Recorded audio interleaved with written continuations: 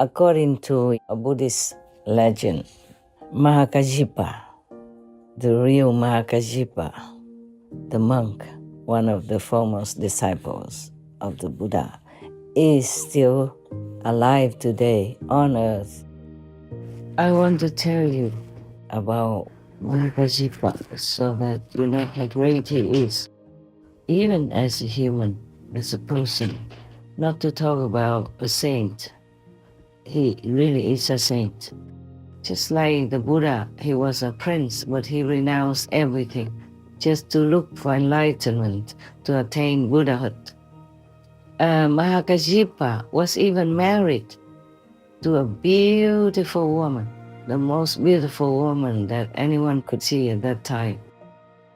In the evening, the girl was crying, after the wedding night, she was crying. And then Mahakajipa asked her what's the reason. So they decided that they would stay together, no problem, and help each other to find the master somehow. I want to thank you with Mahakajipa for being so kind to me.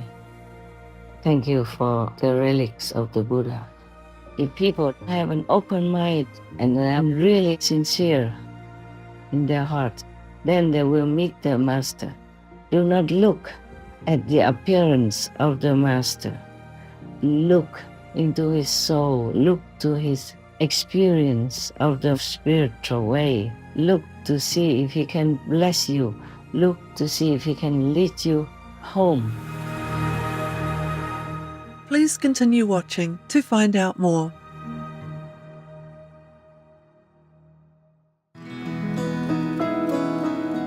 On Sunday, July 14th, 2024, our most benevolent Supreme Master Ching Hai, vegan, amidst her intensive meditation retreat to benefit all beings on the planet, took time to send an uplifting message highlighting the life of the venerated Mahakasyapa, vegan, one of the foremost disciples of the worshipped Shakyamuni Buddha, vegan. Master also revealed more of the gifts that Mahakasyapa has sent her, her past life connection with him, and where in China his manifestation body is now living.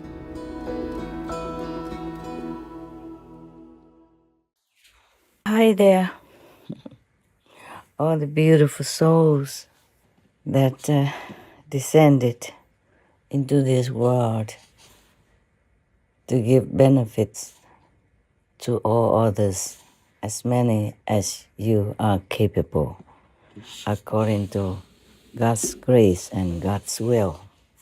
I'm glad you are in this world, and I love you for that, and I thank you for that. Even if you do some little good to others, even though you think it's little, but it could mean the world to the receiver. At least your soul is pure, your heart is benevolent, as you are worshiping God, praising all the masters, and thanking all the noble souls who are doing God's will for the benefit of all. I'm glad you're here with me. Otherwise, I probably would have felt or would be still feeling very lonely on this planet, as we are kind of far away from home. Though it's not far, but because of physical space, it makes us feel that it's far. But as long as we meditate inside, we can always contact home or make a brief visit to some nearby neighborhood of our heavenly home. I want to ask you, please also help me to thank Mahakajipa, because I don't think I thank him enough. And I want to tell you his story so that some of you who don't know who he is would feel honored to know him. You see, Mahakajipa was one of the foremost disciples of the Buddha when the world honored one was still alive, and he was named the ascetic number one. Buddha had 10 foremost disciples. And some of them had a title, like Mahakajipa is ascetic number one. Maudalagayana is like magical power number one. And the great Anand is good memory number one. Yes. There are more. Sariputra is the wisest, for example.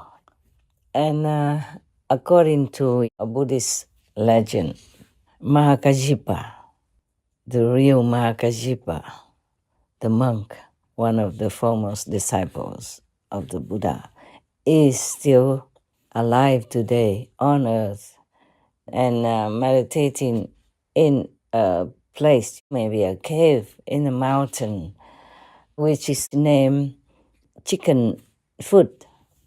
Yes, so the one who had given me the Buddha Sarira, your sister wanted me to change the photo that they put on in the first place.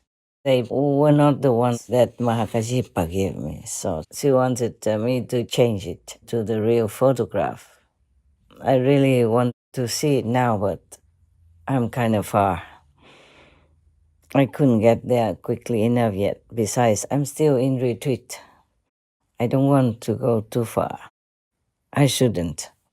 Once you are in retreat, you should be always in one place, as concentrated as possible in one place. Maybe you could be in the garden, but without seeing anybody and without letting anybody see you, so that you can harness all your power for some special purpose. Many people do retreat just to invigorate their energy and to harness all the power so that they can accomplish some task. Yesterday, I had a talk with my dog people. Sometimes it's telepathically only, sometimes, if possible, by phone. And the dog people even know what I have revealed to you.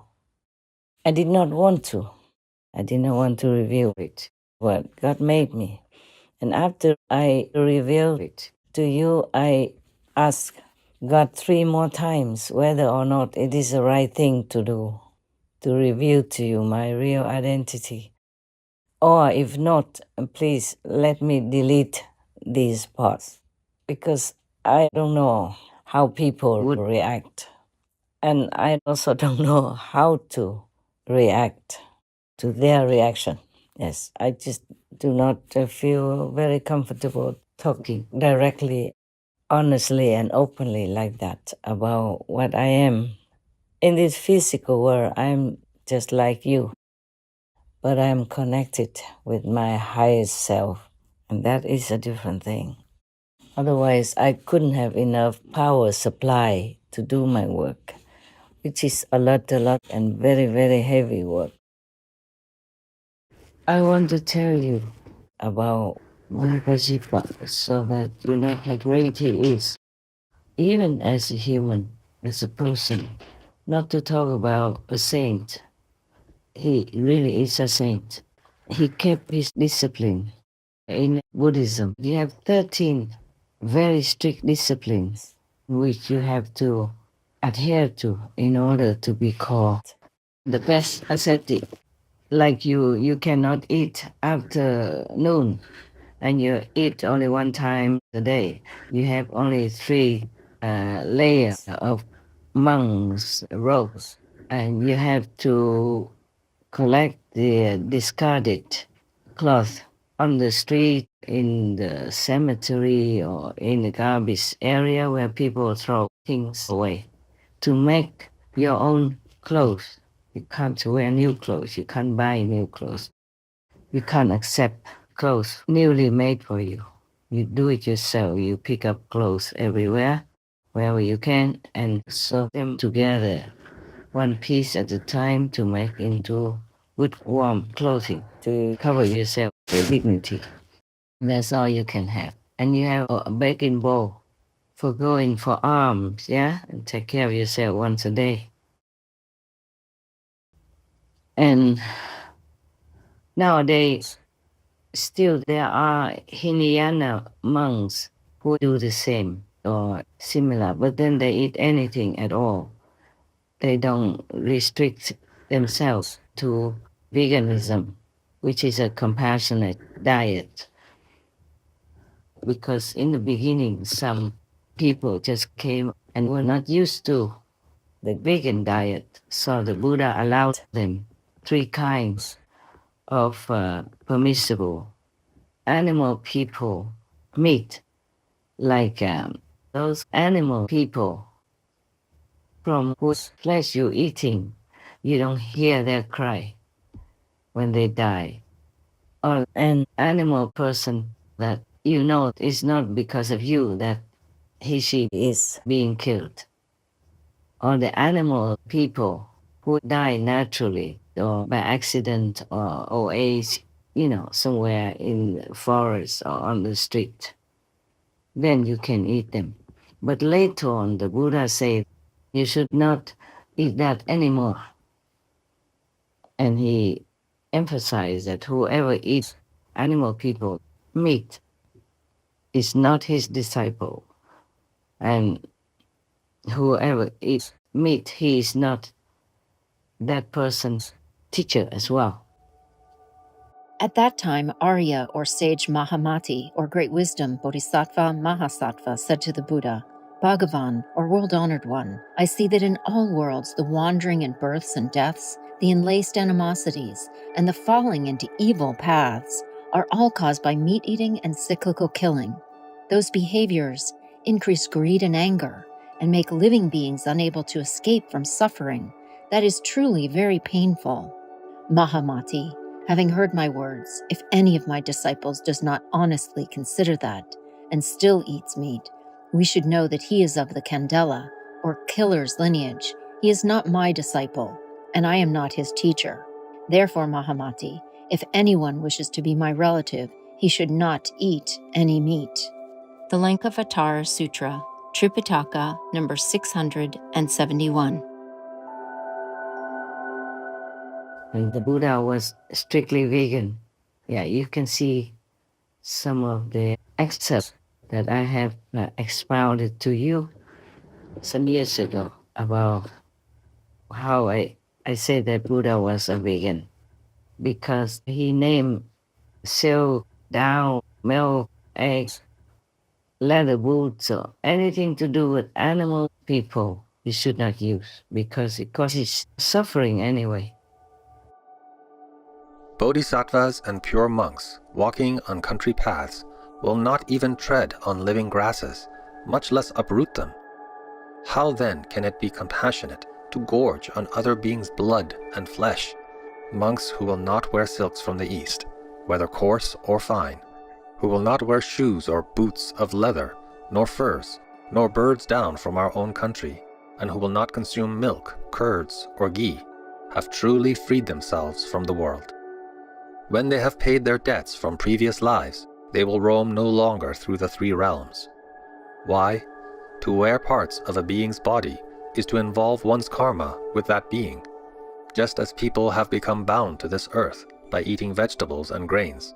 I can affirm that a person who neither eats the flesh of other beings, nor wears any part of the bodies of other beings, nor even thinks of eating or wearing these things, is a person who will gain liberation. What I have said is what Buddhas teach. Mara, the evil one, teaches otherwise. The Surangama Sutra. Even if that animal person is not killed because of you, if you eat it, then people will have to kill another animal person to sell to other people who want to buy, because you have eaten that portion of animal people. So there's one person missing, one chicken person missing. So if somebody wants to buy, they have to kill another chicken person to sell to you, or to them. The Buddha taught compassion in all of the scriptures that he preached during his lifetime, which was many decades. So if a monk is supposed to follow the Buddha, he should adhere to compassion. That is normal. You do what your teachers do. Besides, it is should not do things. You should not kill others to sustain your life. Just like you wouldn't want to be killed to sustain other beings' life.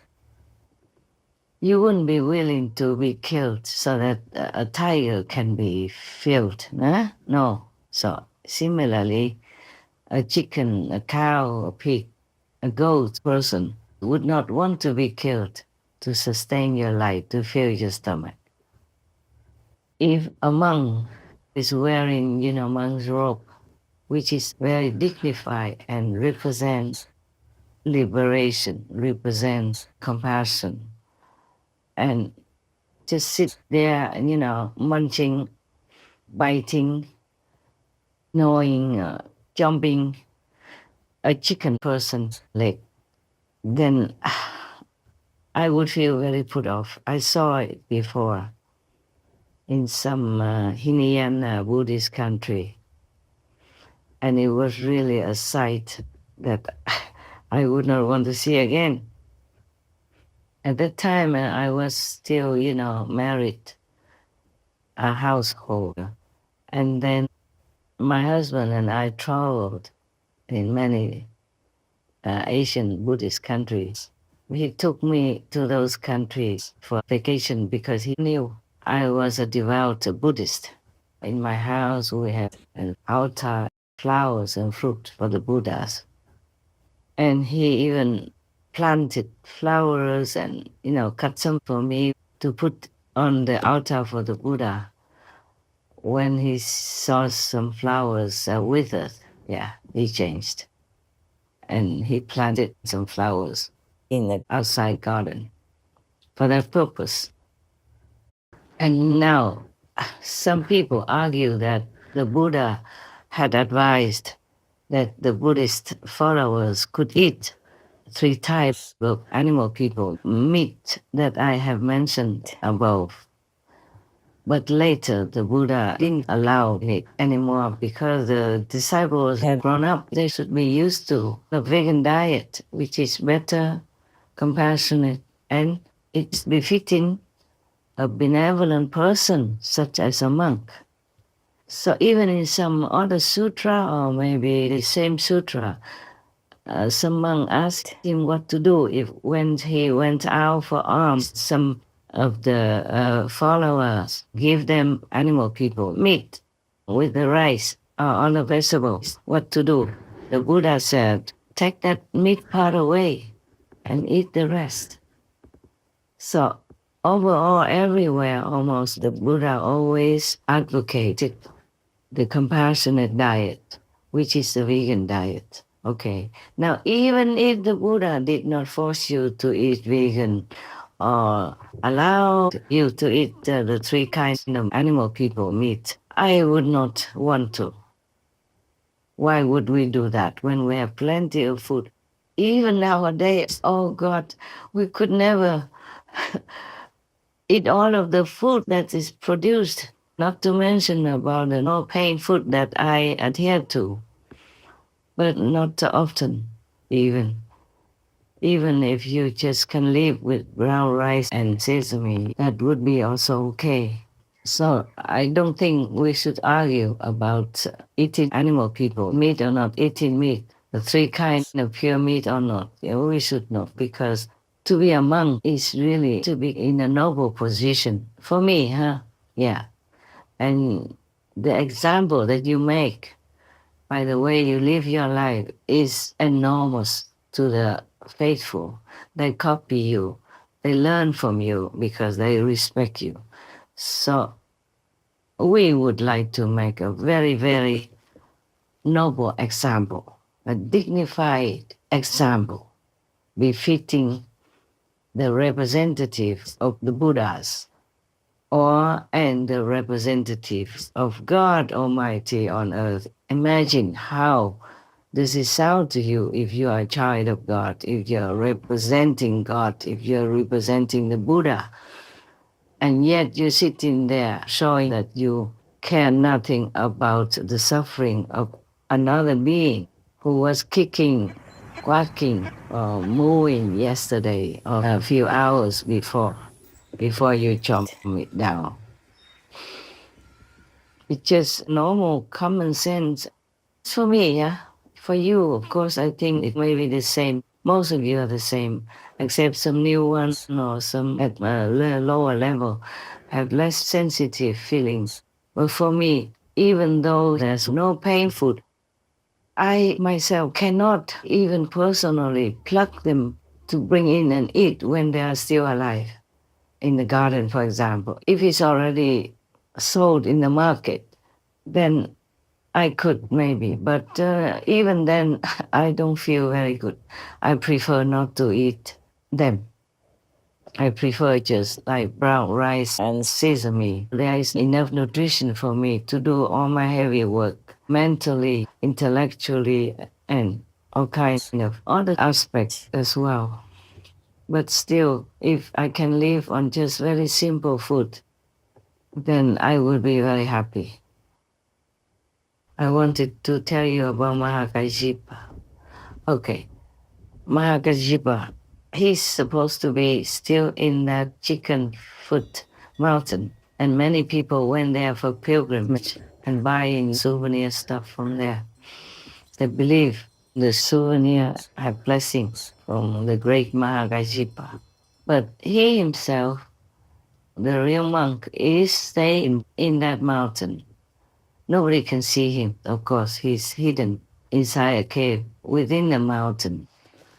But he himself has just a manifestation body. And that body is in China as a human, just doing what we're doing as a human. So you see, we all have a duty. Even as you are human, but who knows, maybe you came from a higher heaven and you are still in a higher heaven, your soul, your real self, and you are connected here on earth with your physical body through this kind of silver cord that keeps you alive on earth. As soon as that cord is cut or severed in some way, then you can't stay alive anymore. So Mahakajipa has a manifested physical body on earth, just like a human. Just like I told you before, the king of Karma lives near Australia. I don't want to tell you. I don't want you to go there, run around looking for him. As a human, in a human body, but he is a king of Karma, and he's still doing his job, both in the human world as well as in the invisible world, like astral world, for example. We talk sometimes, yeah. Now, Mahakajipa was a great being, a great saint. As a monk, he lived totally opposite to his life before in the mundane world. He was the son of a very rich family, so he had everything he wanted and lived in luxury. But since young, he always wanted to be a renunciate, to practice spiritually. He didn't want to stay in the house, continue his business, or enjoy the luxury. Just like the Buddha, he was a prince, but he renounced everything just to look for enlightenment, to attain Buddhahood. Mahakajipa was even married to a beautiful woman, the most beautiful woman that anyone could see at that time in that province, or maybe in the whole country. Excuse me. I want to tell you why I cough, but I wonder if I should. Let me ask. Yeah, don't worry, I'm not really sick or anything. It's just the karma that manifested from my interference with some war people. Namely, this is the king of karma even told me himself, because I didn't bother so much.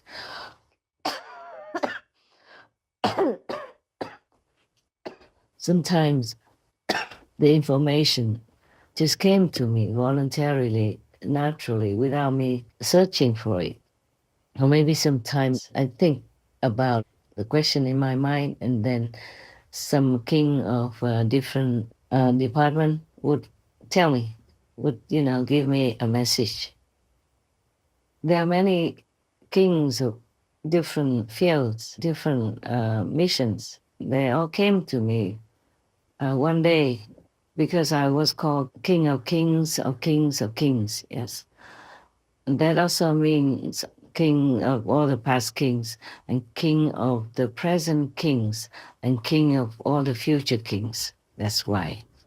And there are many of them.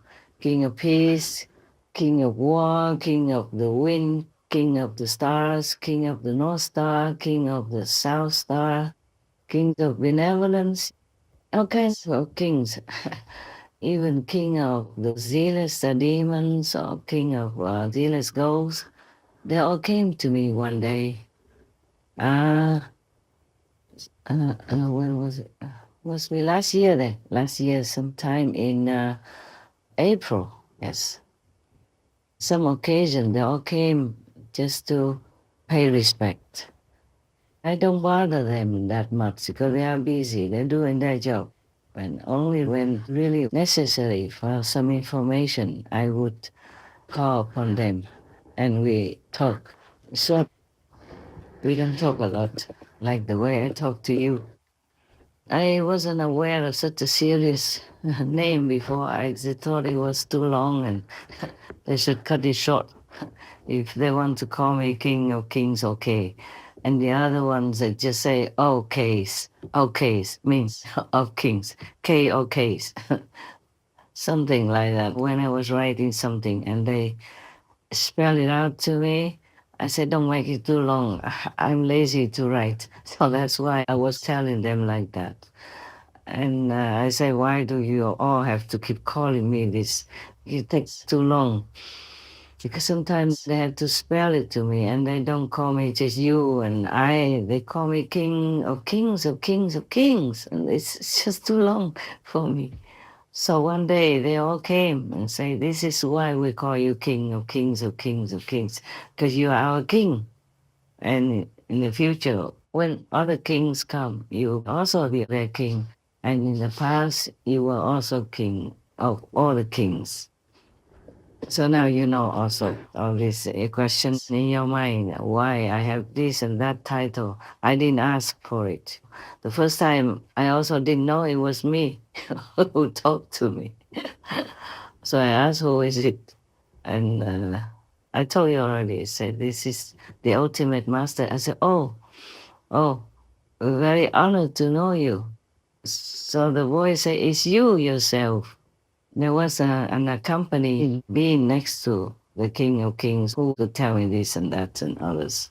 Introduced my title to me, which I never thought of. Too busy, and what for? Even if I'm King of Kings, what good does it do me anyway, yeah? I renounce everything already. It's just that I have to still keep remembering some, because that helps me to draw out much more power so that I can use it to help this world as much as I can. That's the reason why I still need the title, some of them, okay? And I never thought I would tell you that I'm Maitreya Buddha or the king of Dharma wheel turning, because I never thought about all these things.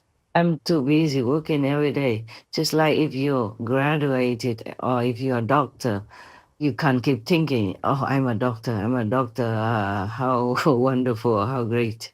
No, you're just taking care of your patients. That's all. It's only the patients that keep reminding you that you're a doctor. People who you are dealing with remind you that you're a doctor because they call you doctor this, doctor that. Yes, they even call your wife Madam Doctor, even if she doesn't have any doctor degree, because she is the wife of a doctor. Yeah. In German, they call a doctor's wife also Mrs. Doctor. Yeah. Frau Doctor. So it's nice. See, if you're a woman uh, and you want to be called doctor, just marry one. Very convenient. You don't have to study many, many years and working so hard for your doctor degree.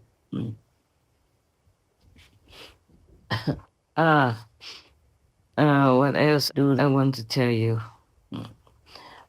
I keep telling things and it jumps from one thing to another.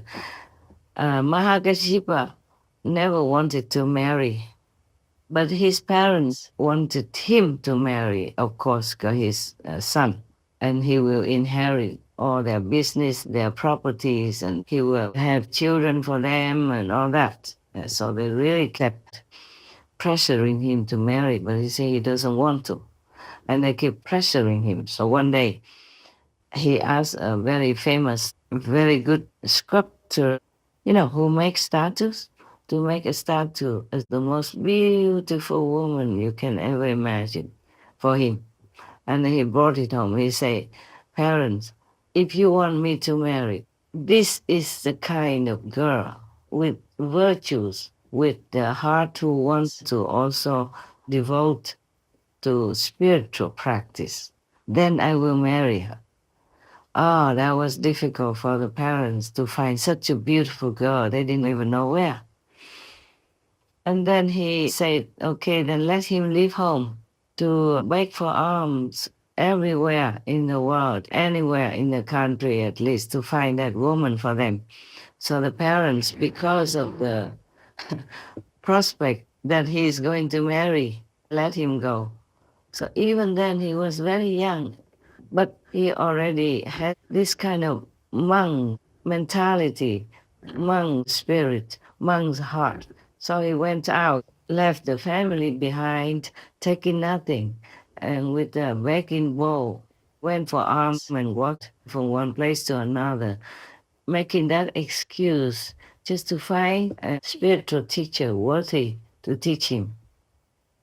He was very intelligent as well.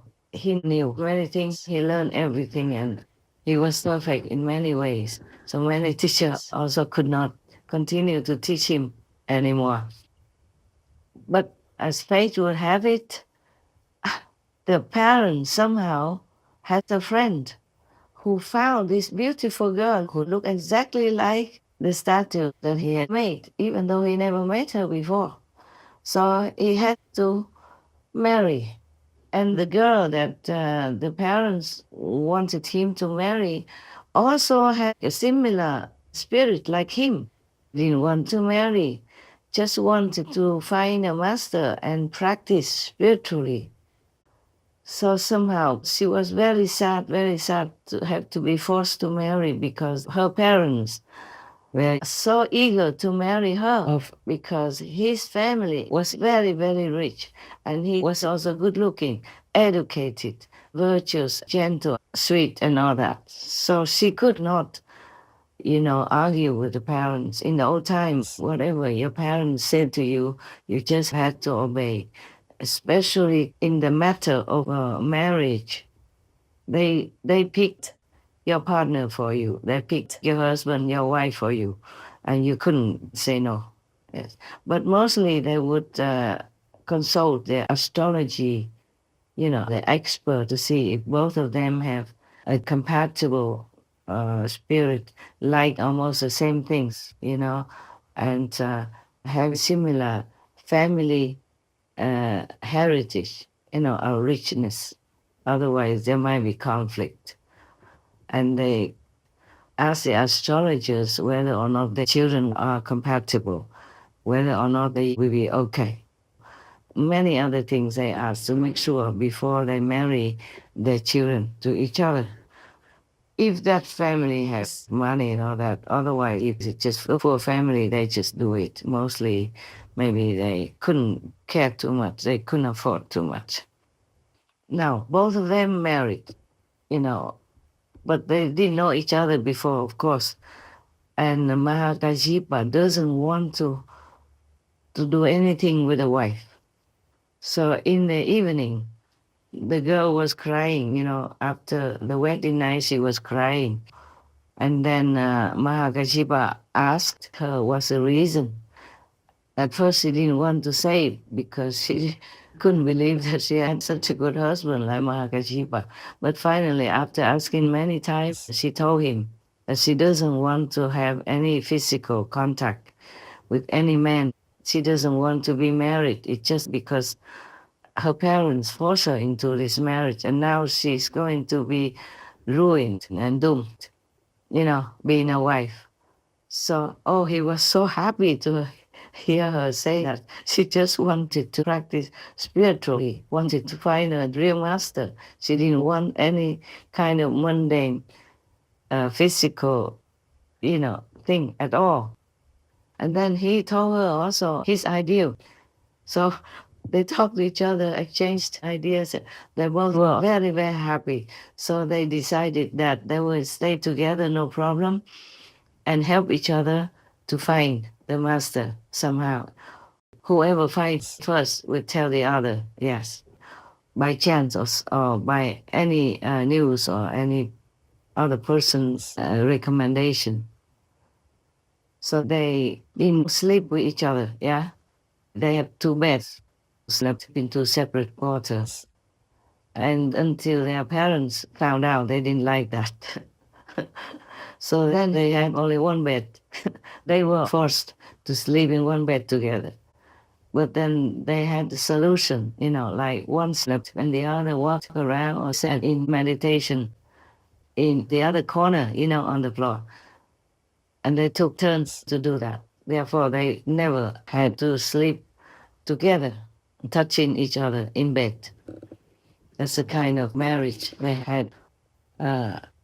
After they married, one day the wife was eager to maybe like run away or something to find a master to practice, to be liberated, to be enlightened. But Mahakashipa told her, just wait a little longer, We can't just leave the parents like this. And he was very filial as well and a good son. So after some years, the parents died.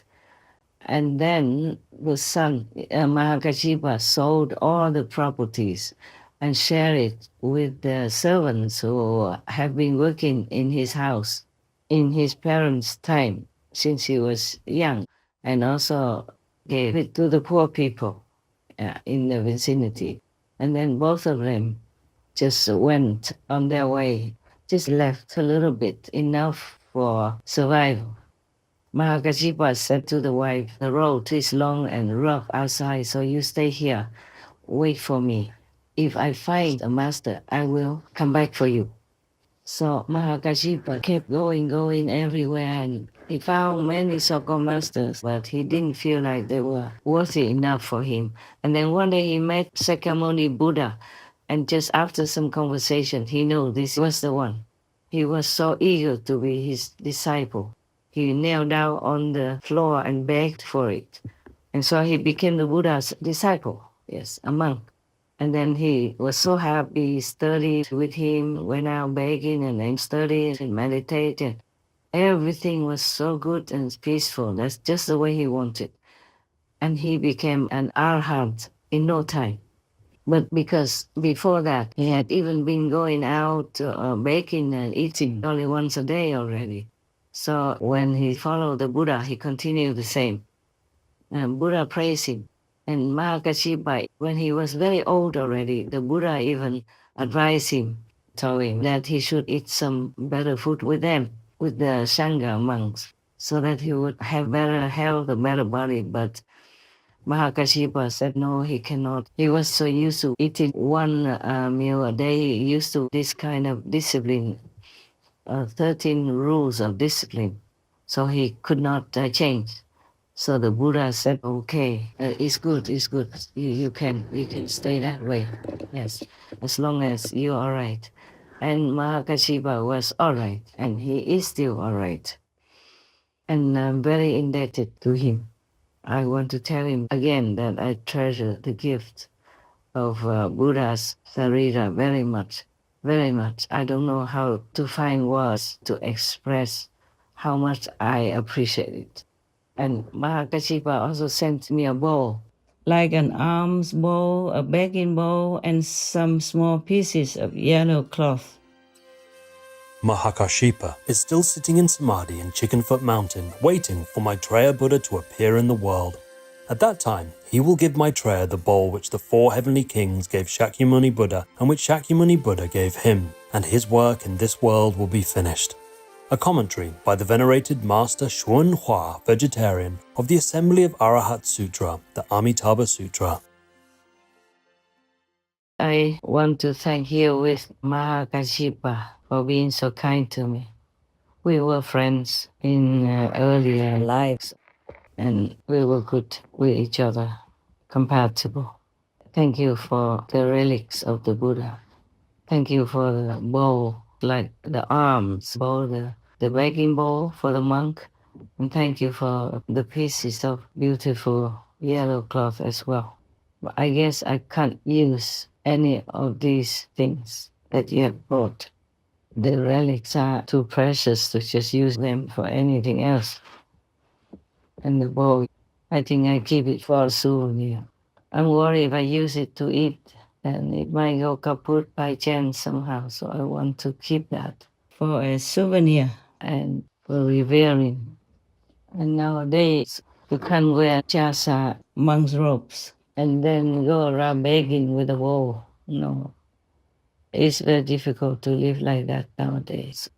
Unless you are in some very devout Buddhist country, India, Sri Lanka, Iraq, or Burma, etc. Over there, they understand Buddhism and they know if you want food. But in our time, Mahakashipa should understand, the Buddha also understands that it's very difficult to go out begging, especially for a woman. And I'm not that young anymore. So I just eat like one meal a day in the house, and I have to do so much work, homework, inside, outside. So if I keep going out and baking and coming back, I don't think it'd be convenient for me. Even though I would love that free life so very, very, very much. Now, Mahakashipa, he was already an ascetic, so spiritual, he learned some with other masters before the Buddha. So how come he still had to find the Buddha in order to realize his holy position as an arhat in a short time? Why did he have to do that? Huh? Why? Because he knows you have to have a guide, you have to have an expert, you have to have this master who transmits the way to you with the master energy attached to it, in the beginning at least, to help you to go back into the inside realm where you belong. Yeah, and then slowly you walk home from the inside realm. If you don't have a master, a living master, a living teacher, then no matter what you do, you can say 99% is not fruitful.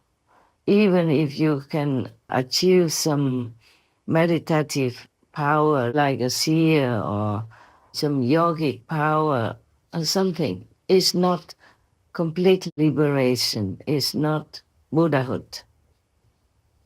You will be reborn again on earth, and then God knows if you can still continue to control your life in virtue, morals, and beauty or not. Without a real transmission of inner power to you, to open your own power, it's a very slim chance that you could enlighten yourself and reach liberation, or if learning some other method that is not suitable, that is not the ultimate. And after Mahakashipa sent for his wife, she came study with the Buddha, and in a short while she became an arhat also. It means saint already. During the Buddha's time, sometimes the Buddha just talked to somebody. They came and talked to him, and the Buddha explained to him, expounded to him the truth, and then that person became enlightened and attained some level after meeting and talking to the Buddha.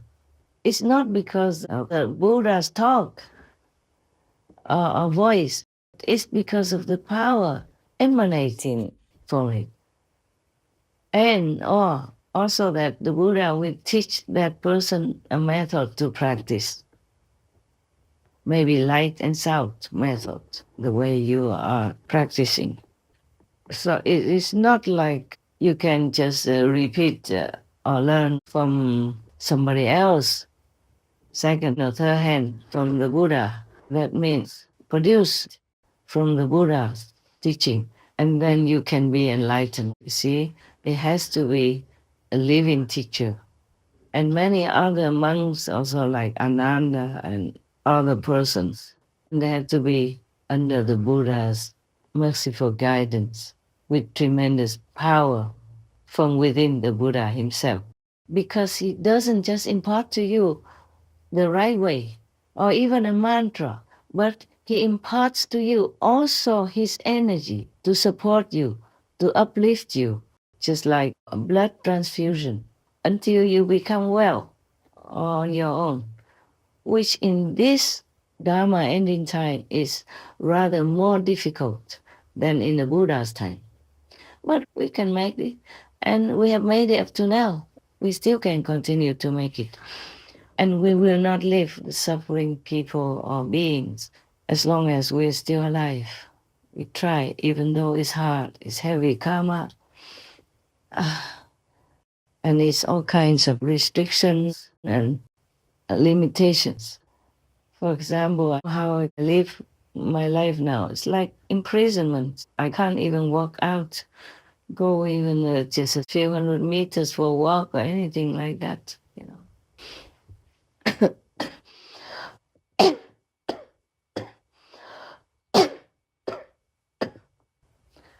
Even if I want to take some photographs, I have to see that maybe that place is empty, the garden has nobody looking, or take just some steps away from the door. You know, when it's a quiet time and the whole area is empty. Yes. And then when I come back, I have to pay for it, you know, spiritually. I have to make it up more, meditate much longer. But then it's quite busy sometimes. If Shakyamuni Buddha had many different religious backgrounds of disciples, and if one of the different religious background disciples had become completely enlightened or the successor of Shakyamuni Buddha, maybe this person was not living with the Buddha and was not the monk of the Buddha, but he was somewhere else on the other side of the country or even in another country. Then, according to his master and the Buddha's order, he would either give initiation in his hometown or anywhere else and keep the appearance of his own religious background. So people come there to get enlightenment. I don't have to see a person from the same religious order as the Buddhas. So the new so-called disciples of this successor will not see a Buddhist monk, but may see a Brahman missioner or Christian priest, for example, like that. That doesn't mean that priest or that missioner does not have enlightenment lineage from the Buddha. It's just he looks different because the enlightenment lineage is from inside, just like the blood in your veins. This is an invisible spiritual blood vein. So you will not see. So it doesn't matter if a master has the same religion as the founder or not, like that disciple of the Buddha from a different religious background. He will not look like a Buddhist monk. He doesn't look like one of the Buddha's monks. He might wear the Christian clothes of a priest, or he might just wear a Brahmin kind of traditional dress, or he might just wear ordinary clothes, but he is enlightened and he is a successor. So this here is the problem with many people who want enlightenment so much, want to have a master, but they're always looking in their own religious system. Like a Buddhist would go look for a monk. A Christian would go look for a priest. And same with many other religions. It's like a river. It doesn't have to flow in the same direction all the time. Sometimes it goes underground and then comes up again in another location. And you might think that is a different river, but it is the continuation of the original river high above from some mountain somewhere. So if people have an open mind and they are really sincere in their heart, then they will meet the master. Do not look at the appearance of the master. Look into his soul. Look to his experience of the spiritual way. Look to see if he can bless you. Look to see if he can lead you home, give you enlightenment.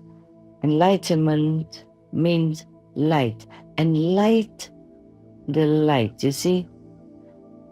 So if he could give you immediate enlightenment, just like the way we do with the Kuan Yin method, then you will see the Buddha's light, God's light, or whatever name you call it.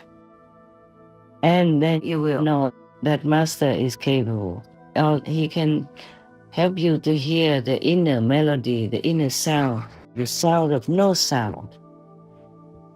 That is how you know that Master is truly, completely enlightened, or at least an official successor of the enlightened Master. In the Holy Bible, the disciples hear the sound of thunder where there was no thunder, the sound of a trumpet where there was no trumpet, the sound of many waters where there was no water, of river or ocean. They see light as bright as fire where there was just a fresh living bush. In the Buddhist Diamond Sutra, Buddha said, "Do not look for appearance or sound from the outer world, because one cannot see the Buddha there." The Kuan Yin method gives you immediate inner experiences of the inner world, of inner light without light, of inner sound without sound. It's all from God's direct inner teaching, from Buddha's direct inner teaching. That's what you must know to be liberated in one lifetime, in this lifetime. Even in the Dharma ending time, in such a desperate, troublesome, and dangerous time as our time. So it depends on your luck, hey? Okay, but the criteria is that you have to see the light of heaven and hear the voice of heaven, the word of God, the teaching of the Buddha directly. That's the criteria. Because if you look for your own religious kind of system, the priest, monk, mullah, imam, prophet, or whatever you name it, then you might be disappointed. Because as I said, like the river, it runs elsewhere. It doesn't stay in that same place all the time. After a while, it disappears underground and then it emerges again elsewhere. So enlightenment is what you seek, not the outer appearance of someone who should impart that enlightenment to you. So just to say that you can be enlightened alone without the Buddha, without the Master, is something almost like impossible. Like you polishing a brick, hoping to make it into a mirror. No, not at all, no good. And even if you meet somebody, maybe a monk, a priest, a mullah, a maharaji, and you might think you found the right one. Just after initiation or in the beginning or before, You wake up from your samadhi at the initiation time, and you might see the master become exhausted. And sometimes if you have your third eye open or your clairvoyant ability with you, you can see the master maybe being punished, being beaten up by those negative demons that jump out of your being, and other initiates at the same time. And maybe the master can get very sick, either immediately or, a little while after. And then she needs to recover her spiritual strength. So we really are in debt to all the masters in the past and present for sacrificing themselves to the utmost. Some disciples have very heavy karma, but the master never asks what he did before, how he will repay his kindness. No, nothing. It's all unconditional. It's all love, guidance, and truly caring in God's grace. You feel the love. If truly is a real master, the moment you meet them, you will feel something that lifts you up. Even if they just give you a test, like, okay, close your eyes and recite this Buddha's name or your religious founder's name, then you immediately will enter into samadhi. Or before, he did not even need to tell you any instruction yet. Yeah, because our master power is beyond imagination. The stronger the master, the more she can take more souls back to heaven and make the disciples more comfortable in the physical life. Until then, only the lucky ones in the world truly meet the good master. Okay, if I have any other things to tell you, I think I talk more later. It's no rush. May God bestow upon you all the best. Not necessarily money or possessions, just the best. May you be well, may you be blessed, may you be loved. Know it and feel it. Please do meditate well. Thank God, praise God. Thank the Master, praise the Master. And you will be graced with abundance, physically, emotionally, and spiritually. Amen. So long. Most merciful Master, we are ever grateful that you continually share such precious spiritual knowledge that we otherwise never would know to inspire and elevate us all. You set the absolute best example of how we should conduct our lives.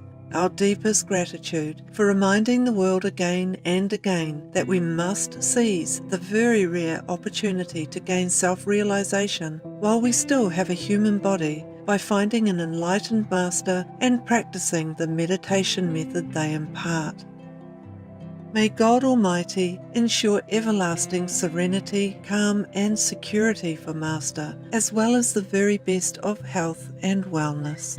To learn about the fairies who inhabit plants and how they've shown their love and respect to Master, the reason Master eats only one meal a day, and the negative effect on Master from shouldering the karma of certain soldiers who've returned home from war, please tune in on Tuesday, July 23rd, 2024 on Between Master and Disciples for the full broadcast of this message.